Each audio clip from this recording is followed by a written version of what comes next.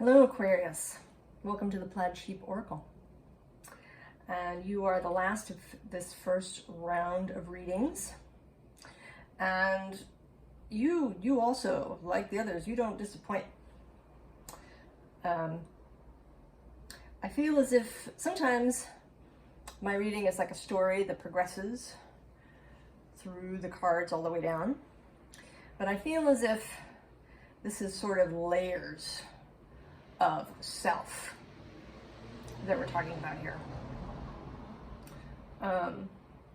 With this top layer being your wider self, the part of you that is intimately connected to source at all times.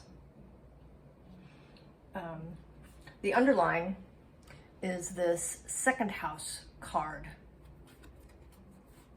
And the second house does talk about what we have, our resources, as the card says, and our values, what we value in life, what we have, both, I think, materially as well as spiritually, what our spiritual and our ethical values are, our personal rules for how we move through the world. I think some of that is found in the second house. But in this case, I feel really like this is about the arrow going through the apple. Striking what it is that you want. A bullseye going through the apple. And the cards start out strongly with your energy, Uranus. Aquarius, I think of as being co-ruled, co-minded by Saturn, the traditional ruler, and Uranus, the modern ruler. And I think it accounts for some of the dichotomy that I sometimes, at least, and I think maybe other people feel in Aquarius.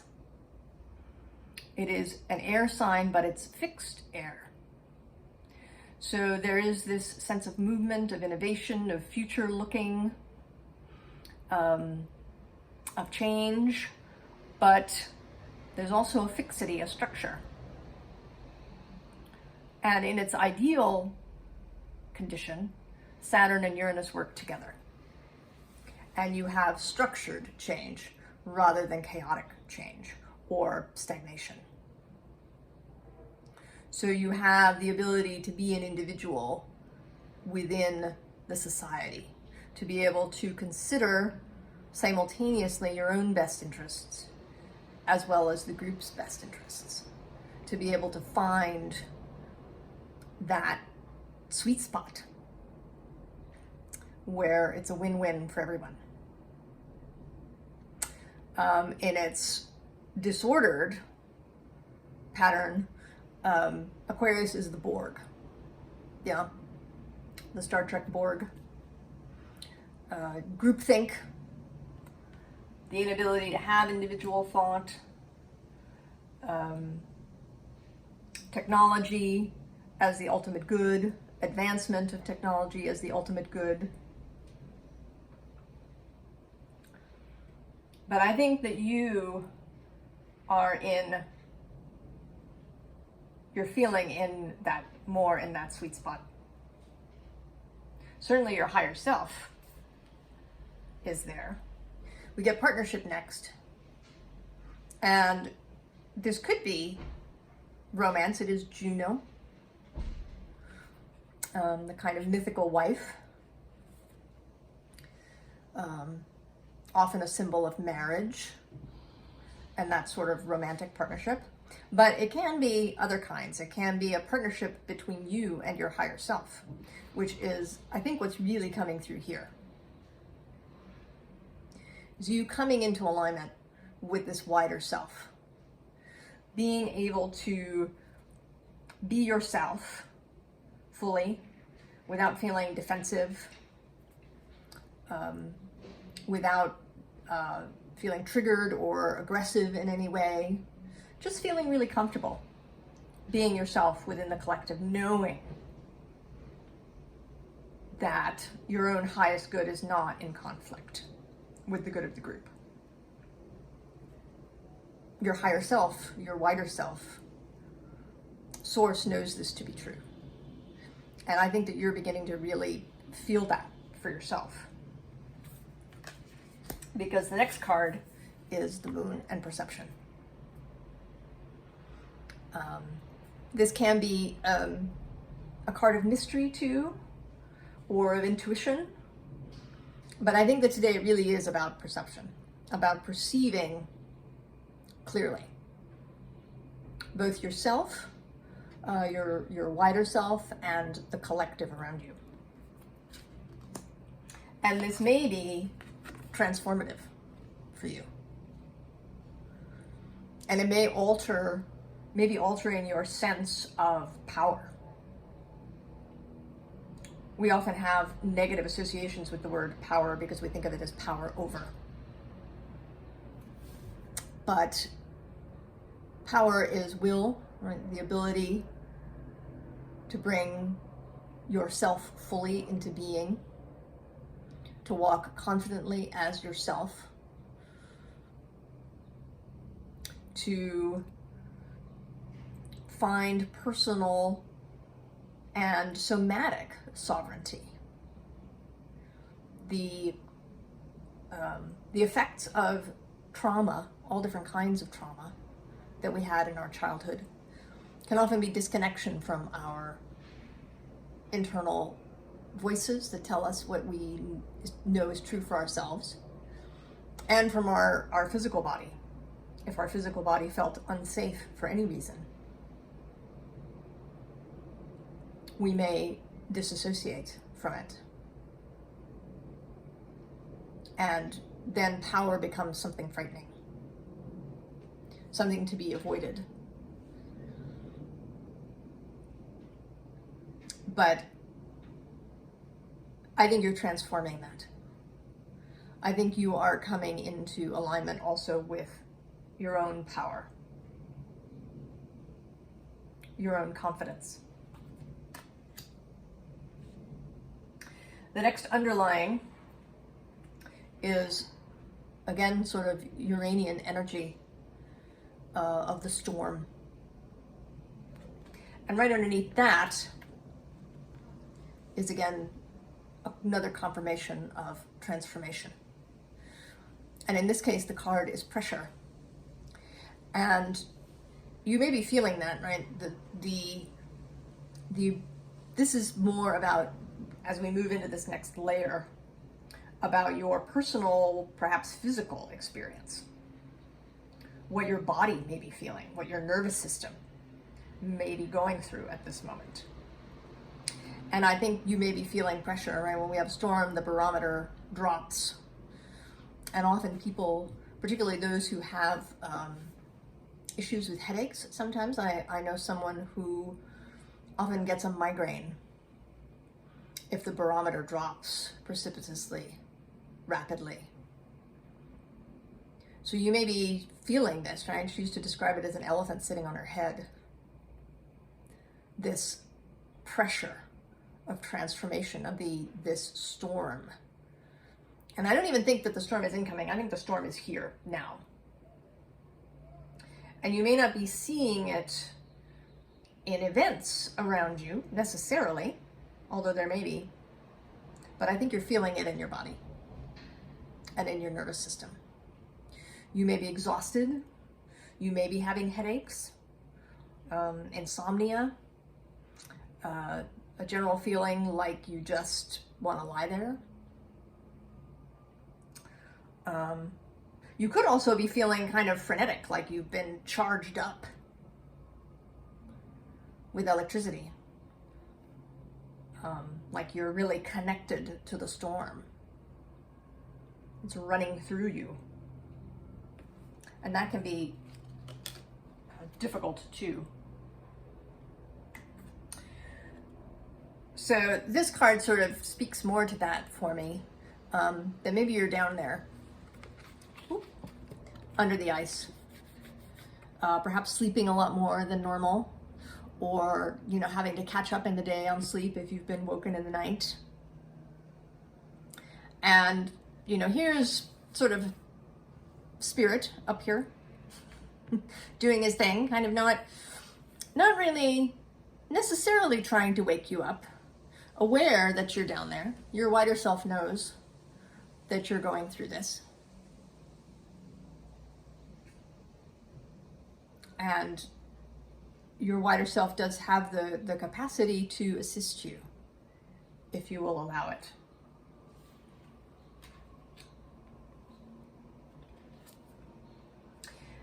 And I think the way that you can allow it, right, is to walk into the storm. Now this says adventure, south, but there's this little person here with his or her red umbrella. Stepping out into the storm defiantly, right, with that color red. Stepping into adventure. Certainly you should take care of yourself physically. Get as much sleep as you can. If you need to nap in the day, do that. Eat the food that your body wants, that makes your body feel good. Get outside into nature, stand on the ground, stand on the earth. Get some sunlight, which is about way more than just vitamin D. So do take care of yourself. Do whatever somatic movement practices are helpful for you at this time. But you are being advised not to hide away, not to block out the storm, but to step into it.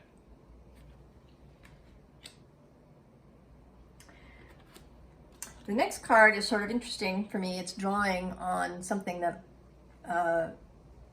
is recent to me.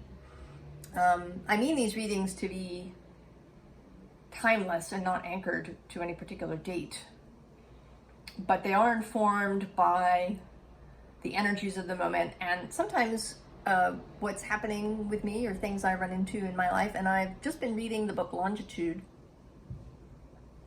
which was written some time ago, but I happened on it at the library, and it's about the first clocks that were able to keep time on sailing ships in the late 18th century. And they enabled sailors to accurately find longitude, which had been a really difficult problem. Ships getting lost, wandering around for weeks without a reliable method. And it took a long, long time even to build the clock. But the maker was an artist. He was a carpenter and a mechanic, John Harrison, but he was also an artist, and he loved his work. And he made these objects that were amazing and did the job, but they were also beautiful. And I feel, right, these clocks here are representative of your projects, things that you do in your life creatively on a regular basis that you have been doing. I think this is part of why you are here, is because you've been doing this creative work. And maybe it's felt like you've been here for a really long time doing this work before anything has changed. But your work, what you have done, is amazing. And you've put all of your love and your artistry into it. And it's worth every moment that you've spent doing it. And you should feel really good about that, Aquarius. And I think that you do. Because here we have fire, ignition. I think that there's a sense that in you, in your body, in your conscious mind, that things are about to take off. That things are really about to take off. You can feel it coming. The storm that is bringing this ignition. The bolt of lightning that isn't even inspiration, you already had that. This is like the power source for the next part of the journey. You've been lovingly working on whatever your project is, and it could be anything. It could be a piece of art, could be a business, could be a house, could be a family that you've been building, could be your life, how you are living your life. Whatever your creative project is,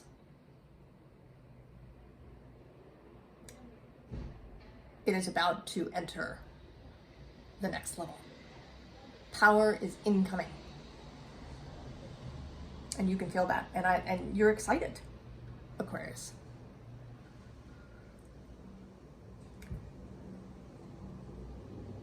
I mean, she's excited and she is in control here of this fire. Now, this bottom layer, I think, is some of your internal self. The parts of you that that you might think of as your shadow. The parts of you that maybe are unseen a lot of the time. You are here at the beginning, the Queen of Air. Again, showing up very solidly in your own reading. And I think this is sort of the remainder of these upper two rows showing up here. You are looking at this inner self of you as it's coming up. And I think you have compassion for yourself. She looks very kindly in this card. I think you have compassion for what your inner parts may be going through. Because you do seem a little timid, perhaps. This Two of Wands, she always looks a little hesitant to me. She's sort of slouching a bit here on her giraffe. And the giraffe isn't moving. I mean, she's got that light, but I think she's a little hesitant to start, to ask the giraffe to head out. And then with this Six of Cups, Six of Water coming next, here she too, right? She looks a little, not so much nostalgic as the Six of Cups by me, but she looks like maybe the butterflies in her stomach are really running around in there. She's tucked in. She looks like she might be having discomfort. Her eyes are closed, perhaps in a little bit of prayer for herself. And then there's also this card, which to me, it has different meanings in different readings. And this time, there's this sense of having to keep all the feathers in the air. There's a little bit of mental overwhelm in this Ten of Air here happening. And lastly, in this bottom row is this Patience card, which looks today a little bit, a little concerned, perhaps, or a little again, hesitant. She's got her hand on her heart. There's another image of a clock there on her breast. And maybe you're holding this project, this thing you created. You're kind of holding it to your heart. You may be a little hesitant to let it out into the world, to release control of it, if that's what's going to happen, right? If you've started a business and you're now finally going to make it available to clients, or you've made a piece of art and you're going to display it for people to see, or maybe even if you're starting a family, maybe you're pregnant and this baby is going to be born and you're a little hesitant about that, right? Of this change that is going to come. You know, now this child that you've been growing is going to come out into the world and start experiencing.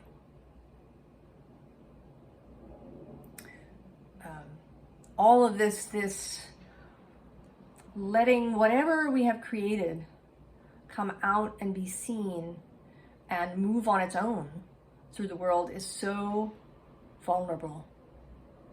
It's so vulnerable. And I think, right, I think that's what you feel here, is this vulnerability in this inner part of yourself. I think, Aquarius, that I can tell you, I don't think you have anything to worry about.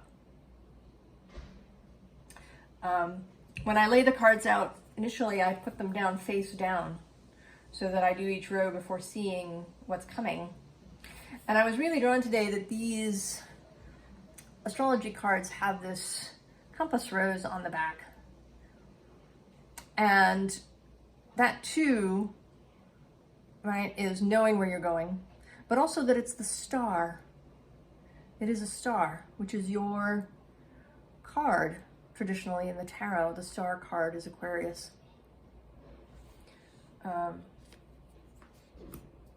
This light in the lantern, carried here and also carried by the hermit in many cards, is the star. You are following yourself. But I did, Aquarius, want to ask for some advice for you.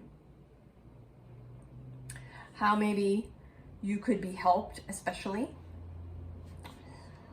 And I pulled some things, and I don't know, I'm going to show you.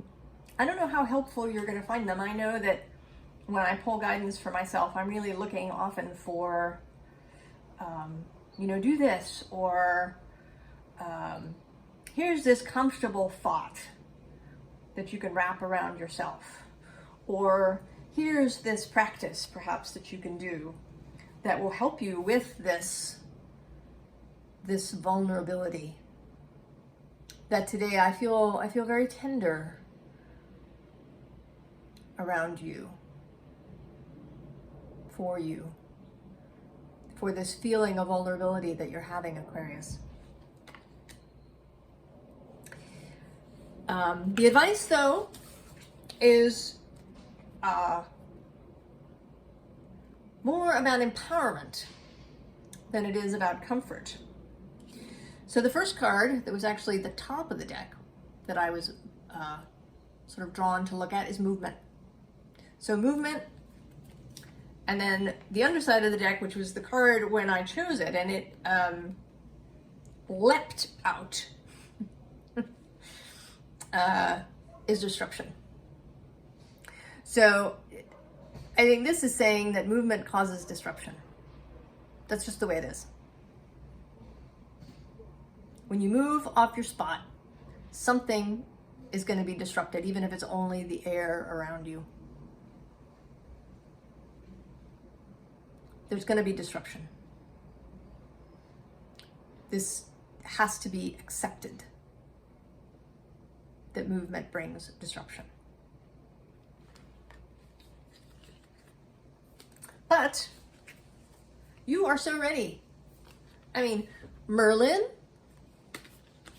the High Priestess coming out, and then the dragon at the bottom of the deck when I finish shuffling. This is like the power trio of this Avalon deck. And the Merlin, I think, right, it's often a sort of a Virgo-ish figure, but I think he's also Aquarius, yeah. Especially in this card, right, this dragon is blowing smoke, a symbol of air. There's a very airy sort of feeling to this Merlin. I think, right, you are Merlin. You are a combination, right, of the Magician and the High Priestess. You have both Saturn and Uranus in your corner. Innovation and the ability to do it in a structured rather than chaotic way. To do it in a way that gives you enough control that you don't feel unsafe or overwhelmed. And Saturn, at the time of this reading, is moving through Aquarius. He's retrograde currently. And he's going to make an almost square to Uranus in Taurus in October. And then he will turn direct again. So there is genuine opportunity for those two to really work together, to bring something into being, into manifestation. Whether it is a job, a career, a business, a piece of art, an invention, a life, or a child, you have what you need. And this dragon in particular, right, is power and strength.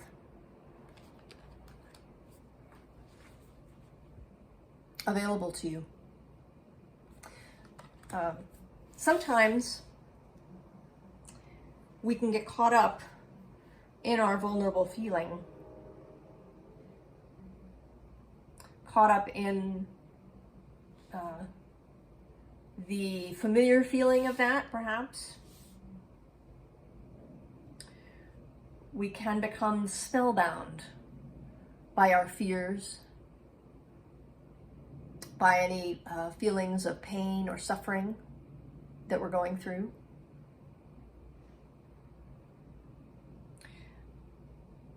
And generally, one of the ways out of that, sometimes the only way out of that, is to choose to leave that space. To choose.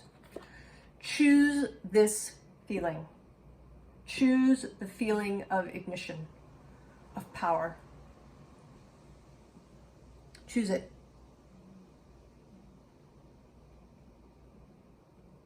Choose that feeling.